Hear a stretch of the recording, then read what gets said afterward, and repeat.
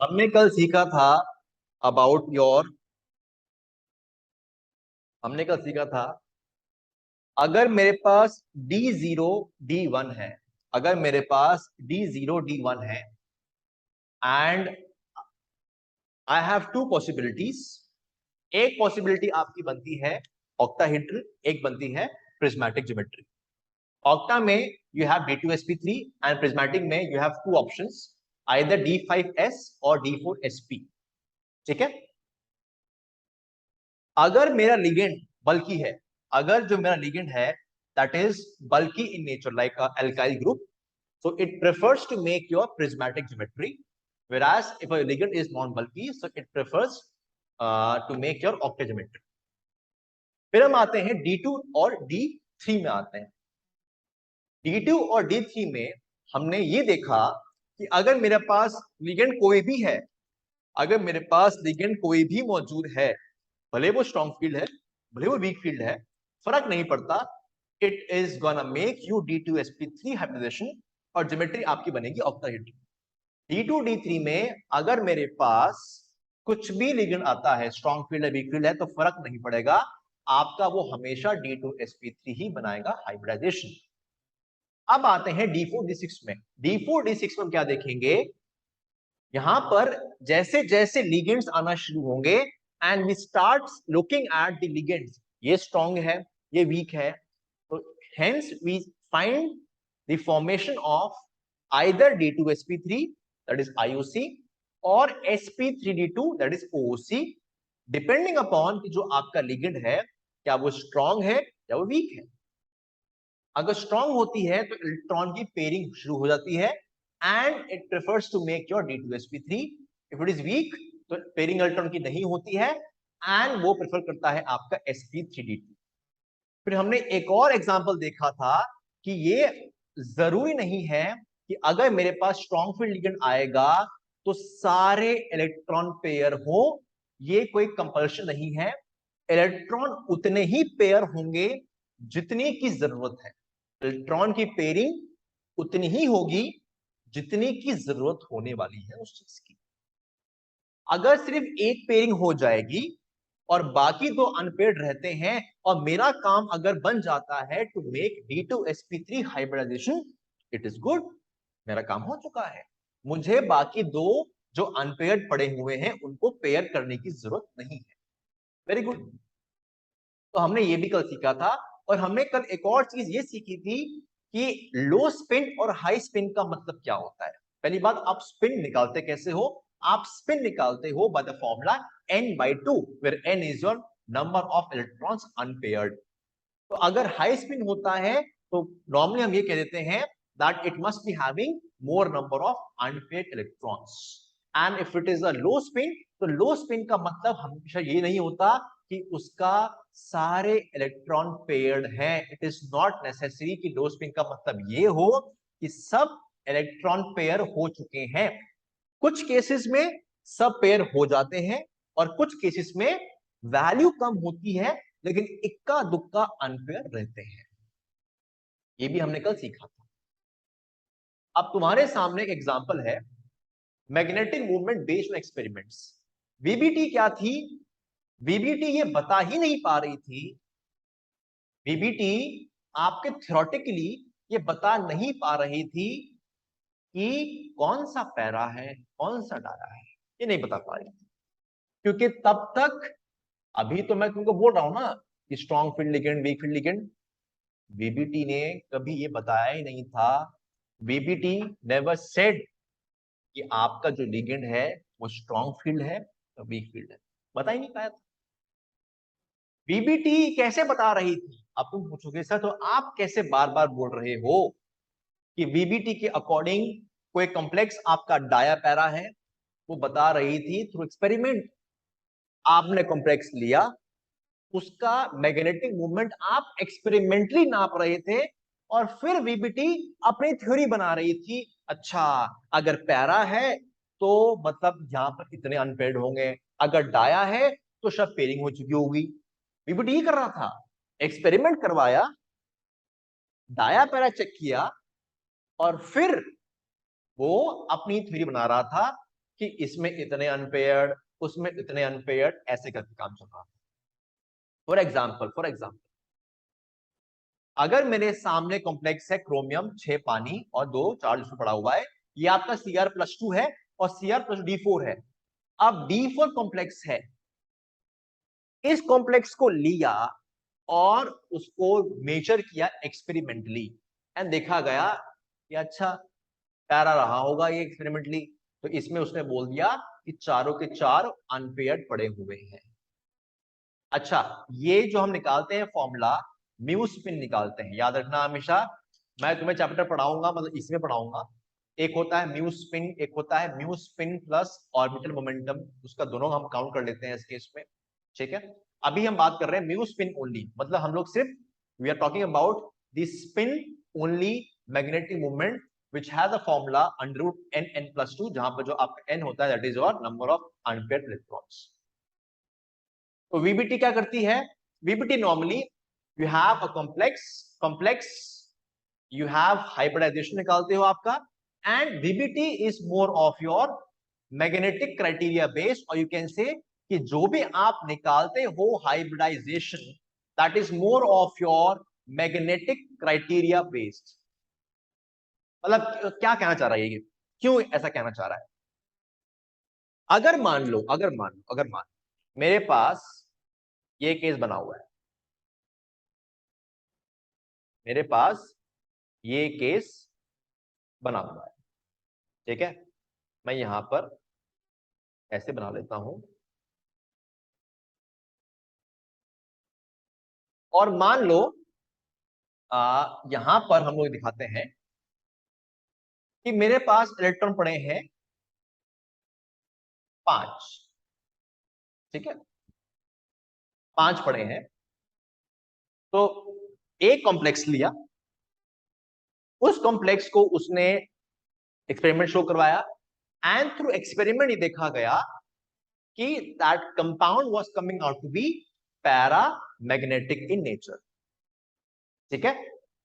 तो फिर कॉम्प्लेक्स को उसने देखा होगा और बोल दिया कि ये पक्का ही तुम्हारा sp3d2 बना रहा है, ठीक है, ये पक्का ही तुम्हारा बना रहा है sp3d2 having a very good amount of para magnetic character. फिर उसने एक और कॉम्प्लेक्स लिया विद सेम मेटल आयन, उसने एक और कॉम्प्लेक्स लिया और ये देखा गया, अब ये केस, अब यहां पर भी क्या हुआ कि there was one electron unpaired but the magnetic character was low, था कम था। तो यहां से उसने बोल दिया कि ये भाई D2sp3 रहा होगा। तो यहां से ऐसा हो रहा था कि through experiment it was being calculated कि जो मैग्नेटिक मूवमेंट अगर कुछ किसी का हाई आ रहा है, किसी कम आ रहा है, उसको देखते हुए हम ये बता रहे थे या वो बता रहा था कि अच्छा इसमें इतने अनपेयर्ड रहे होंगे, इसमें एक अनपेयर्ड रहा होगा, इसमें 5 अनपेयर्ड रहे होंगे, और जितने अनपेयर्ड रहे हैं उसके हिसाब से वो बता रहा था हाइब्रिडाइजेशन, कि अगर 5 के 5 अनपेयर्ड तो बनेगा sp3d2, अगर एक अनपेयर्ड इस केस में तो बनेगा D2sp3। तो VBT like somehow was too much dependent upon, was somehow too much dependent upon what? Dependent upon your experimental observations। अब आओ D5 में, अगर D5 के पास मेरे पास केस होता है तो बहुत इजी है, अगर हाई स्पिन है तो क्या बन जाएगा 1 2 3 4 5, 5 अनपेयर्ड है, 5 इसमें अनपेयर्ड है, तो spin value is 5/2, and D5 high spin क्या बनाएगा आपके पास sp3d2 हाइब्रिडाइजेशन। और अगर मैं आपसे कहता इस केस में D5 लो स्पिन, तो 1 2 3 4 एंड 5, ये भी पैरामैग्नेटिक है। अब देखो यहां पर कितना केस इंटरेस्टिंग है, D5 आपका लो स्पिन बना होगा तो पक्का ही तुमने एक स्ट्रॉन्ग फील्ड लिगेंड को इस्तेमाल किया होगा, नो डाउट। और यहां पर ये अगेन क्या बना रहा है, यहां पर ये आपका बना रहा है D2sp3 हाइब्रिडाइजेशन। क्या बना रहा है? It is making your D2sp3 hybridisation. अच्छी बात है, very good. Now it is making D2sp3 hybridisation, but low spin का मतलब ये नहीं कि वो आपका इलेक्ट्रॉन सारे पेयर हो जाएंगे। लो स्पिन का मतलब ये नहीं कि आपके सारे इलेक्ट्रॉन पेयर हो जाएंगे। यहां पर यू कैन चेक कि एक इलेक्ट्रॉन आपका अनपेयर्ड है और स्टिल ये आपका लो स्पिन है, क्योंकि आप स्पिन कैसे निकालते हो? n/2। n is what? Electrons जो अनपेयर्ड मौजूद हैं। क्लियर हो गया ये भी? अब आ जाओ D6 में। अगर हाई स्पिन है तो 1 2 3 4 5 एंड 6। अब ये जो पेयरिंग हुई है, ये पेयरिंग आपकी ऑटोमेटिकली होनी थी, क्योंकि आपके पांचों के पांच हाफ फिल हो चुके थे। तो यहां पर जब आपने निकाला spin value, what is spin value? Spin value is equal to n/2। चार अनपेयर्ड है तो 4/2 दैट इज इक्वल टू 2। अब बात करूं लो स्पिन के बारे में, तो लो स्पिन में अब इजी हो जाएगा, सारे के सारे मेरे पास इवन नंबर हैं, सब पेयर हो जाएंगे। तो हाई स्पिन में बन जाता है आपके पास sp3d2 और लो स्पिन में बन जाता है आपके पास D2sp3। और इस केस में देखो लो स्पिन आपका 0 है। तो मैं ये बार बार आपसे बात कह रहा था कि लो spin can be 0, low spin can also be a small value. ये जरूरी नहीं कि स्ट्रॉन्ग फील्ड लिगेंड आपके सारे इलेक्ट्रॉन पेयर अप कर दे, that is not a compulsion. Next है आपका D7। Now D7 is an interesting case. इसको जरा देखते हैं कि क्या कहानी है। D7 क्या है आपके पास? D7 यहां पर आप देखोगे, अगर आप मेरे से नॉर्मली बोलते हो कि सर, अगर आप तो मेरे से बोलोगे सर ये मेरे पास, एक मिनट एक मिनट, कहानी इसकी अच्छी है, जरा कहानी सुनते सी क्या कहानी कि सर अगर हम लोग बनाते हैं D7, ठीक है, अगर हम लोग बनाते हैं D7 तो तुम लोग ये कह दोगे कि सर ठीक है बना लेते, चलो ऐसी कोई बड़ी बात तो है नहीं बनाने वाली, ये लो हम इसको बना लेते हैं। 1 2 3 4 5 6 7। फिर मैं तुमसे ये कहता हूं कि अगर मैंने मान लो लिगेंड जो लिया वो स्ट्रॉन्ग फील्ड लिगेंड है, अगर मान लो जो मैंने लिगेंड लिया वो आपका स्ट्रॉन्ग फील्ड लिगेंड है, मान लो, चलो ठीक है, तो क्या करेंगे? कुछ नहीं करेंगे सर, कर लो आप, आपकी मर्जी, आपको अगर इतना ही है आप इसको कर लो, ठीक है। मैं इसको पेयर कर दूंगा, 1 2 और 1, स्ट्रॉन्ग फील्ड है, पेयरिंग करवा दी। पेयरिंग करवाने के बाद अब आप मेरे से बोलोगे सर आपने पेयरिंग करवाई, अच्छी बात है, लेकिन सर पेयरिंग करने से मोटिव अचीव नहीं हुआ।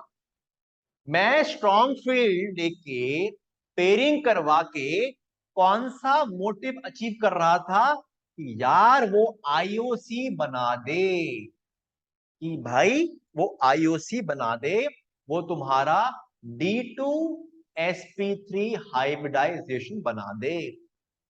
लेकिन तुम बोलोगे सर बन ही नहीं रहा है, ये तो यहां पर बैठा है सांप की तरह, देखो यहां बैठा हुआ है, क्या करूं इसका, मैं कहां ले जाऊं इसको मैं? एक यही एक यहां पर बैठा हुआ है जो D2sp3 को नहीं बनने दे रहा।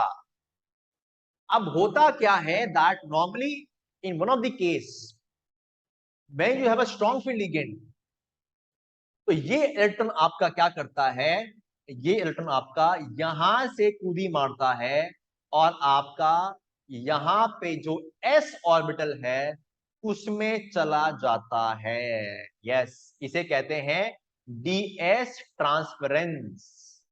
क्या होता है इसमें? जब मेरे पास, अभी मैं इसके एग्जांपल करवाऊंगा और बताऊंगा कि ये प्रूफ कैसे हुआ था, हम डिस्कस करेंगे इसको। तो यहां पर क्या हुआ कि मेरे पास एक इलेक्ट्रॉन अनपेयर्ड था, स्ट्रॉन्ग फील्ड लिगेंड था, अच्छी बात थी, लेकिन कहीं ना कहीं D2sp3 बनने को वो राजी नहीं था। वो राजी कैसे हुआ? क्या हुआ ऐसा?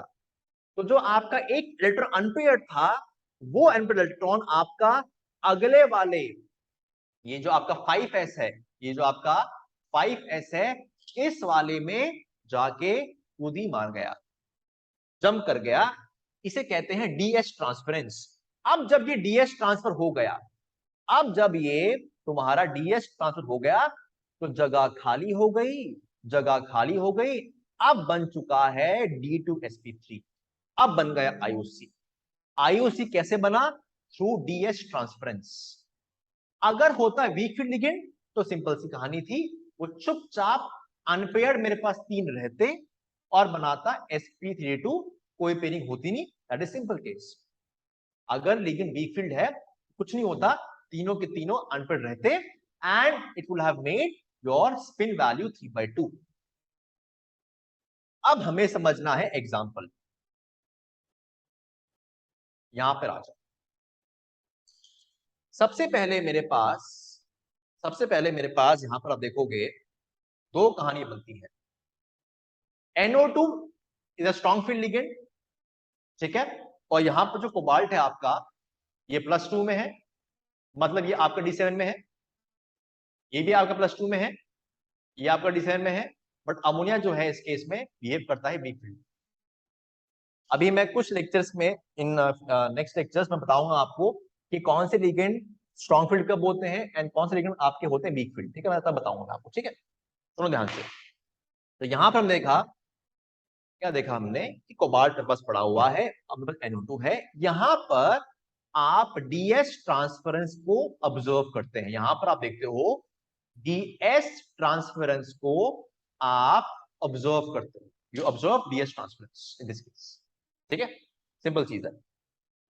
वहां पर वीक फील्ड लिगेंड है, वहां पर कुछ ऐसा नहीं हो रहा है, that is making simple OOC। और या ये एग्जांपल ले लो, ये भी आप देखोगे, ये भी कहीं ना कहीं आपके पास D7 आपके पास है, again water is behaving as weak field ligand, ठीक है, यहां भी कोबाल्ट आपका +2 में मौजूद है, ठीक है। अब आते हैं सर इस केस में ऐसा क्या हुआ, सुनो ध्यान से। इस केस में हुआ क्या कि जब ये जो मेरे पास एग्जांपल है, इस कॉम्प्लेक्स का ऑक्सीडेशन पोटेंशियल जो है वो बहुत ज्यादा है। अब हम लोग इसको ब्रेक करते हैं। ऑक्सीडेशन पोटेंशियल होने का मतलब क्या? उसका होने का मतलब ये होता है, इस टर्म का मतलब ये होता है, एक स्पीसीज की टेंडेंसी इलेक्ट्रॉन लूज करने की। क्या बोला मैंने? व्हेन आई से ऑक्सीडेशन पोटेंशियल, इस चीज का मतलब क्या होता है, इस लाइन का मतलब क्या होता है? मतलब होता है एक स्पीसीज की इलेक्ट्रॉन लूज करने की टेंडेंसी। और अगर मैं ये कह दूं कि ऑक्सीडेशन पोटेंशियल बढ़ रहा है, अगर मैं ये कह दूं कि ऑक्सीडेशन पोटेंशियल बढ़ रहा है, मतलब क्या है इसका? स्पीसीज भाई जल्दी से इलेक्ट्रॉन लूज कर देगी, उसे नहीं चाहिए। अगर मैं ये कह रहा हूं ना कि ऑक्सीडेशन पोटेंशियल ज्यादा है, तो वो चाहता है, वो ये कहना चाह रहा है कि मैं तो जल्दी से इलेक्ट्रॉन लूज कर दूंगी भाई, मेरे को इतनी चाहत नहीं है उस इलेक्ट्रॉन की। अब सवाल ये उठता है कि सर जो इलेक्ट्रॉन था, चलो आपने उसको लूज करवा दिया, मान आपने, सर आपने आपने अपनी कहानी बनाई, आपने बोल दिया कि सर ये इलेक्ट्रॉन को आप लूज करवा दो, तो सर करवा दिया। सर आप ये कैसे कह रहे हो कि ये जो इलेक्ट्रॉन है वो सर 5s से गया होगा? आपने ये कैसे कह दिया? ऐसी क्या खराबी आ गई 3D में? क्योंकि सर अगर 3D में भी इलेक्ट्रॉन अनपेयर्ड मौजूद था, आप वहां से निकाल देते, आप वहां से निकाल देते, आप 5s से क्यों निकाल रहे हो? सवाल वाजिब है कि सर आप इलेक्ट्रॉन निकाल रहे हो, हमें कोई दिक्कत नहीं उससे, हमें दिक्कत इस बात से है कि आप 3D से क्यों निकाल रहे हो, आप 5s से क्यों निकाल रहे हो? अब इसका आंसर मैंने दे चुका है ऑलरेडी। अगर मैं ये कह रहा हूं कि किसी स्पीसीज का ऑक्सीडेशन पोटेंशियल ज्यादा है, मतलब वो बहुत बहुत बहुत आसानी से इलेक्ट्रॉन को लूज कर रहा है, और अगर बहुत आसानी से इलेक्ट्रॉन को लूज कर रहा है तो कहीं ना कहीं वो इलेक्ट्रॉन न्यूक्लियस से दूर होना चाहिए। कहीं ना कहीं वो जो इलेक्ट्रॉन है जिसको मुझे निकालना है वो आपका न्यूक्लियस से कहीं ना कहीं दूर होना चाहिए। वो निकल जाएगा आसानी से, कोई दिक्कत की बात ही नहीं है। अगर 3D में रहता तो फंसा रहता। अगर वो 3D में रहता तो फंसा रहता। ठीक है, 3D में रहेगा तो फंसा रहेगा और उतनी आसानी से नहीं निकल पाएगा, उतनी आसानी से नहीं निकल पाएगा। 5s में था, निकल गया। 5s में आसानी से निकल गया एंड ये प्रूफ हुआ with the higher oxidation potential value. अब बताओ क्या ये चीज समझ में आई? यस और नो?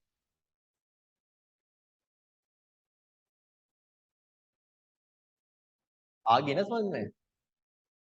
सर सर जैसे यहाँ पे इलेक्ट्रॉन निकला है, तो हम मतलब आयनाइजेशन की एनर्जी की बात तो करते हैं मतलब नॉर्मली, तो यहाँ पे ऑक्सीडेशन पोटेंशियल की बात तो कर रहे हैं। समझा नहीं, मतलब क्या?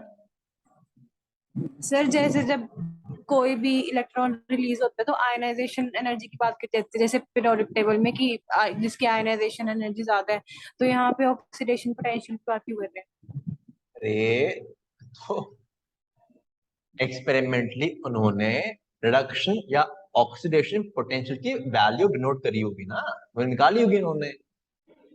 और जब तुम निकालते हो पोटेंशियल की वैल्यूज तो कहीं ना कहीं तुम ये IE ये सब यूज करते हो।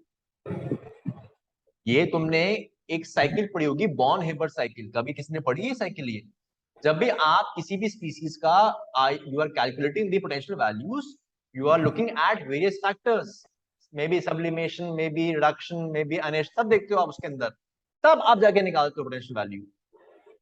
तो जब आप ये वैल्यू निकाल रहे हो कहीं ना कहीं गुंजन हमने IE को इस्तेमाल किया होगा, वो एक बीच में स्टेप आया होगा। ठीक है, पर चलो। सर ये नहीं समझा है कि ऑक्सीडेशन पोटेंशियल का रोल क्या है, मतलब उससे क्या होएगा? अरे उससे कुछ नहीं हो। अरे ऑक्सीडेशन पोटेंशियल किसी स्पीसीज का ज्यादा है तो इससे तुम क्या समझते हो ये बताओ मेरे को। अगर मैं तुम्हें कह रहा हूं गुंजन कि some species has a higher value of OP, तुम इससे क्या निकालते हो, मतलब ये बताओ। ऑक्सीडेशन मतलब वो रिड्यूस हो जाएगा। अरे वो रिड्यूस क्यों होगा? वो रिड्यूसिंग एजेंट। बा, बाकी बताओ मेरे को। अगर मैं ये कह रहा हूं कि ऑक्सीडेशन पोटेंशियल ज्यादा है किसी स्पीसीज का तो इसका लिटरल मीनिंग क्या है? सर इसका तो यही मीनिंग होता है कि वो उतनी इजीली अपने इलेक्ट्रॉन को लूज कर सकता है। हाँ यही तो मतलब है, ये तो पढ़ते हो यार, ये कैसे पढ़ते हो हम लोग। अगर मैं ये कहता मान लो कि किसी स्पीसीज का RP वैल्यू ज्यादा है तो क्या बोलता मैं बोल देता उस स्पीसीज का इलेक्ट्रॉन गेन करना टेंडेंसी खत्म। व्हेन आई से ऑक्सीडेशन पोटेंशियल, अरे पोटेंशियल, कैपेसिटी, ऑक्सीडेशन, लूज, किसका कितना पोटेंशियल है इलेक्ट्रॉन लूज करने का। गुंजन समझ में आया क्या बोल रहा हूं मैं? सर लूज करके वो क्या होता है, क्या मतलब? मतलब रिड्यूस नहीं हो रहा है? लूज कर रिड्यूस हो रहा है? अब अगर इलेक्ट्रॉन लूज करेगा वो रिड्यूस होगा? अरे क्या कर रहे हो तुम लोग यार, छुट्टियां मनाने गए हो कि दिमाग में ताला बंद कर लिया है? इलेक्ट्रॉन लूज करना क्या तो गुंजन? सर मतलब हाँ, इलेक्ट्रॉन लूज करना क्या होता है खुद बताओ, क्या बोलते हैं उसको?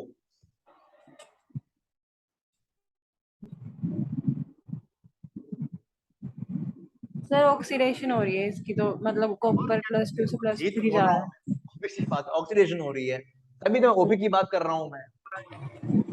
इलेक्ट्रॉन गुंजन लूज करना ऑक्सीडेशन ही होता है।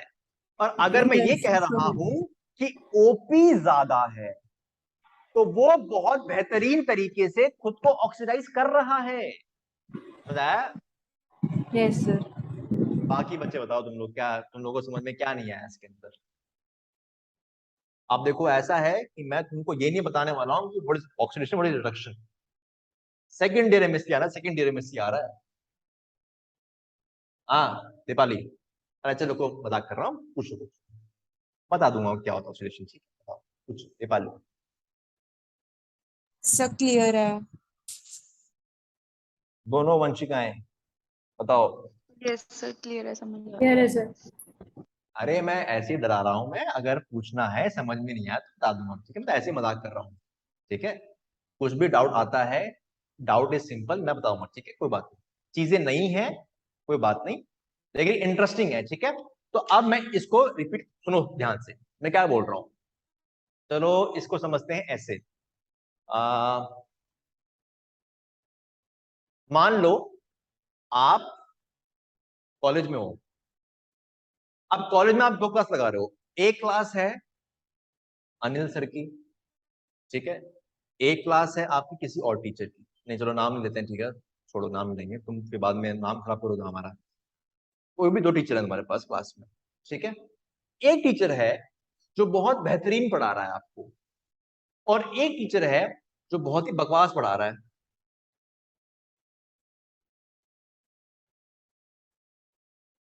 एक टीचर है जो बहुत ही बेहतरीन पढ़ा रहा है, और जो एक टीचर है जो बहुत ही बेकार पढ़ा रहा है। अब ये बताओ गुंजन, तुम कौन सी क्लास को सबसे पहले छोड़ना पसंद करोगे? मन में कौन सी क्लास छोड़ने का मन करेगा? जो बेकार पढ़ा है। जो बेकार पढ़ा रहा है। तो समझो, लूजिंग मतलब going from the class, that is losing the electron, और तुम्हारी चाहत उस क्लास को छोड़ने की सबसे ज्यादा होगी, मतलब ओपी सबसे ज्यादा होगा। क्लियर हो गया? यस। अच्छा अच्छा, फिर एक और इसमें ऐड कर देते हैं कि गुंजन मान लो तुम लास्ट बेंच में बैठी हो। अब देखो ये सुनो, एक तरफ दीपाली है, दीपाली बैठी फर्स्ट बेंच में, और एक तरफ तुम हो जो बैठे लास्ट बेंच पे।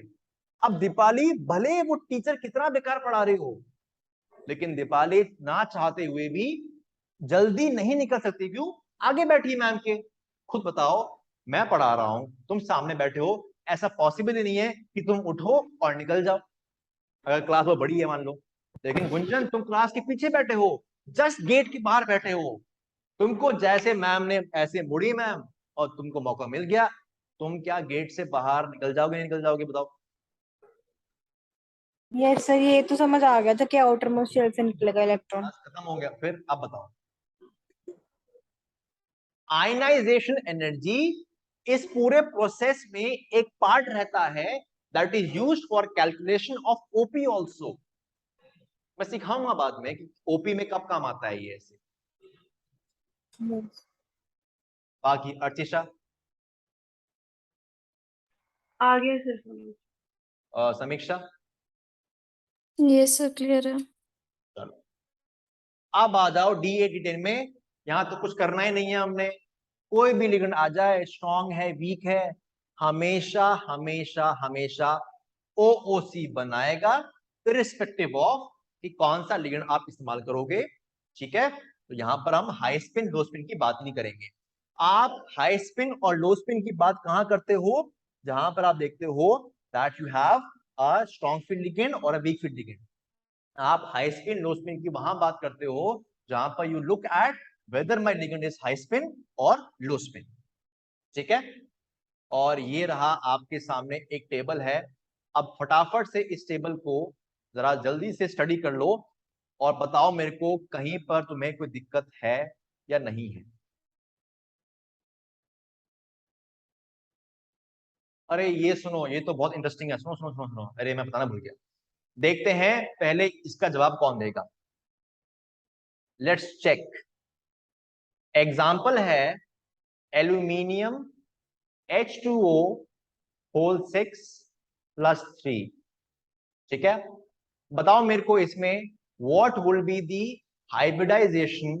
क्या ये पैरा है, डाया है? कितनी इसकी स्पिन वैल्यू है? और इसकी ज्योमेट्री क्या है। देखते हैं इसका जवाब कौन निकालता है 2 मिनट में। कॉम्प्लेक्स है एल्यूमिनियम H2O6+3। बताओ मेरे को व्हाट इज द हाइब्रिडाइजेशन, क्या ये पैरा है, क्या ये डाया है, क्या इसकी स्पिन वैल्यू है और क्या इसकी ज्योमेट्री है। बताओ आंसर। यस करो।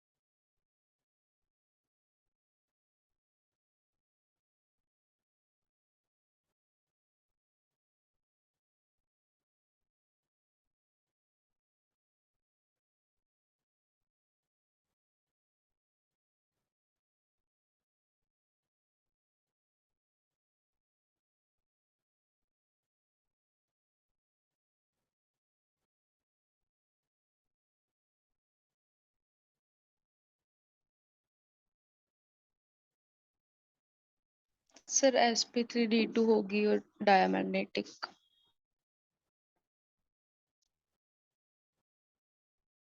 कौन बोला इसका आंसर, किसने बोला? वंशिका। वंशिका जताना। ओके गुंजन आंसर बोलो, बोलो आंसर। सर होएगी ही नहीं, मतलब होएगी नहीं, क्यों नहीं होगी? अरे कुछ तो बनाएगा ये, होगी क्यों नहीं, ये किसने बोला?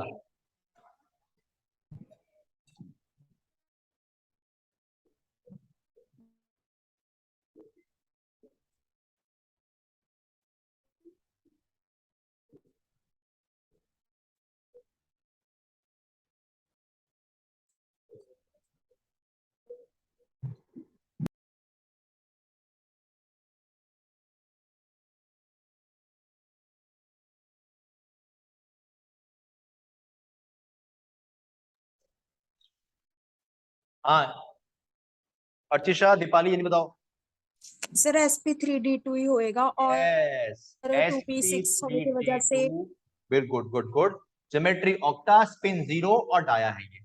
अब यहां पर यही केस मुझे तुम्हें कराना था इस केस में कि अगर D0 कॉन्फ़िगरेशन है, दैट कॉम्प्लेक्स फॉर D0, ठीक है, तो 3 केस बनते हैं। D5S अगर मेरा मेटल ट्रांजिस्टर मेटल है और लिगेंड बल्की है, क्या बनाएगा? प्रिज्मेटिक। अगर D2sp3 है, मेटल बनेगा कब, मतलब ये कब बनेगा? जब ट्रांजिस्टर मेटल है, नॉन बल्की है, ऑक्टा। और अगर नॉन टीएम है, एल्यूमिनियम, ठीक है, या MgH2O6+2 क्या बनाएगा? sp3d2। लिगेंड नॉन बल्की है, ऑक्टा बनाएगा। D1 D4sp अगर लिगेंड बल्की है, प्रिज्मेटिक। D2sp3 नॉन बल्की, ऑक्टाहेड्रल। ठीक है, इसके बाद देखो जरा D2 D3 कोई फर्क नहीं पड़ता, सब बनाएंगे D2sp3, फर्क ही नहीं पड़ता इसमें, स्ट्रॉन्ग फिल्ड कोई फर्क नहीं पड़ता इसके अंदर। D4 D7 में हमने एक स्पेशल केस पढ़ा था जो मैं करा दिया है। Strong field ligand IOC, week field ligand OOC, ठीक है, ये केस हमने देख लिया। इसके बाद डी इसमें तो कोई फर्क ही नहीं पड़ता है। अब बताओ क्या तुम्हें ये सब समझ में आ चुका है? जल्दी बताओ।